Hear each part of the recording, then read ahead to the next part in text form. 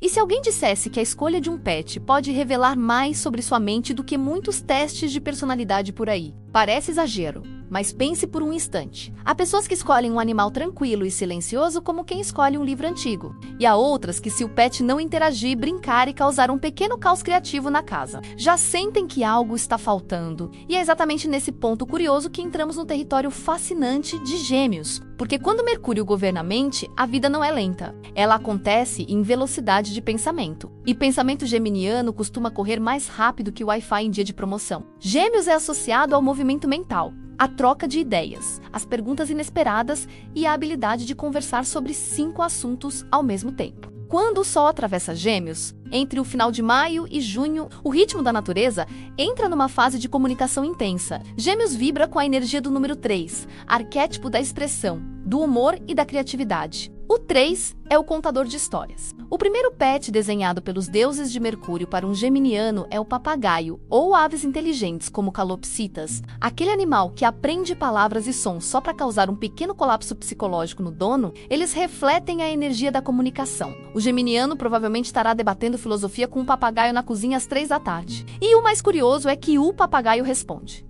O segundo pet é o furão. O furão é basicamente uma pequena criatura movida a cafeína invisível. Ele explora tudo e investiga tudo. O furão encarna o elemento ar, associado ao movimento e adaptação. Eles precisam de túneis, brinquedos e desafios constantes. O terceiro companheiro é o cão de alta inteligência, especialmente o Border Collie. Eles aprendem comandos rapidamente e precisam de estímulo. Para alguém que se entedia facilmente, ter um pet que aprende truques novos todos os dias mantém a mente ativa e em parceria.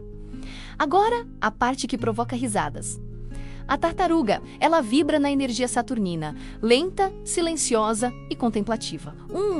Choque de ritmo? O geminiano entra com 3 ideias novas e encontra a tartaruga parada, no mesmo lugar, pensando profundamente sobre continuar parada.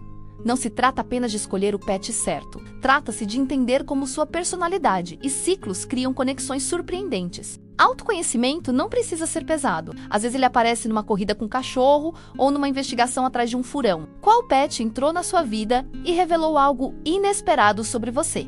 Conta aqui embaixo nos comentários. Vamos trocar histórias!